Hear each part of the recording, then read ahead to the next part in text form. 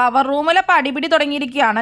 നോറയും റസ്മിനും തമ്മിലാണ് തമ്മിൽ നടക്കുന്നത്. റൂമിന്റെ ആദ്യത്തെ മീറ്റിംഗ് കഴിഞ്ഞു വന്നപ്പോൾ നോറ റസ്മിനോട് പറയാണ്, നീ എന്നോട് മിണ്ടാതിരിക്കാൻ പറയേണ്ട കാര്യമൊന്നുമില്ല, എവിടെ മിണ്ടാതിരിക്കണം എന്നൊക്കെ എനിക്കറിയാം, നീ ഞാൻ പറയുമ്പോൾ അങ്ങനെ സ്റ്റോപ്പ് ചെയ്യിക്കാനൊന്നും നോക്കണ്ട, എനിക്കത് വിസിബിൾ ആയിട്ട് എല്ലാവരുടെയും മുമ്പിൽ വെച്ച് അങ്ങനെ ചെയ്തപ്പോൾ ഒരുപാട് ഹേർട്ടായി, എനിക്ക് നല്ല ദേഷ്യം വരുന്നുണ്ടായിരുന്നു, പിന്നെ ഈ പ്രാവശ്യം ആദ്യത്തെ ഇതായതുകൊണ്ട് ഞാൻ ക്ഷമിക്കുവാണ്, ഇനി ഒരിക്കലും ഞാൻ കൂളായിട്ടിരിക്കില്ല, ഇനി അങ്ങനെ ഉണ്ടായി ഞാൻ നന്നായിട്ട് തന്നെ പറയും എന്നൊക്കെ പറഞ്ഞ് റസ്മിനോട് തട്ടിക്കയറുവാണ് നോറ.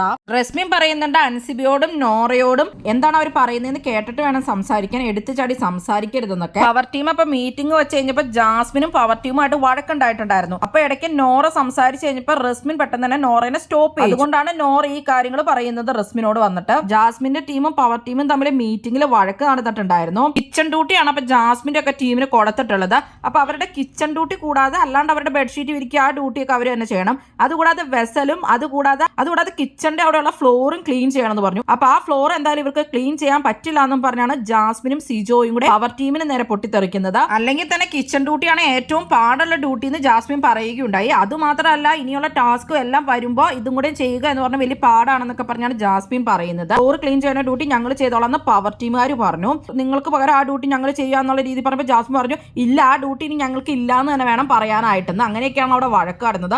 അതിനുശേഷം പറഞ്ഞു ഓക്കെ ഞങ്ങൾ തന്നെ ചെയ്തോളാം എന്നും പറഞ്ഞാണ് ആ പ്രശ്നം സോൾവ് ആയത്. ജാസ്മിനും സിജോയും അപ്പൊ പവർ ടീമിന് എതിരെയായിരുന്നു. അല്ലെങ്കിൽ സിജോ പറഞ്ഞിട്ടുണ്ട് ഇനി 3 ടീമാരും നെസ്റ്റും ഡെന്നും ടണലും ഒക്കെ ഒന്നിച്ച് നിന്നിട്ട് പവർ ടീമിനെതിരെയാണ് കളിക്കേണ്ടത്. അപ്പൊ ആ ഒരു കളിയായിരിക്കും ഇനി ഈ ആഴ്ച നടക്കുന്നത് എന്ന് തോന്നുന്നു. പവർ ടീം അപ്പം നല്ലതല്ല എന്നുള്ള രീതിയിൽ വരുത്തി തീർക്കാൻ വേണ്ടിയുള്ളൊരു കളിയാണ് അപ്പൊ സിജോ കളിക്കാനിരിക്കുന്നത്.